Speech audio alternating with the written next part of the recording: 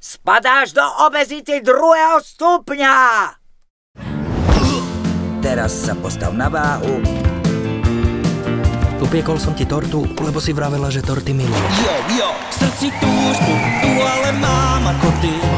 Myslím si, že dnešné deti žijú v komplikovanejšom, zložitejšom svete, než sme žili my v mojom detstve. Napríklad už tým, že neboli nielen mobilné telefóny, ale nebol ani internet.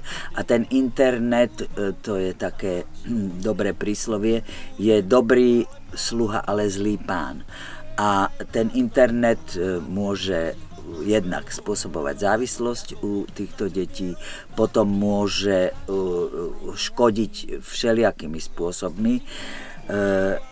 Takže myslím si, že ten život je pre tieto deti menej zdravý a je komplikovanejší, je stresujúci.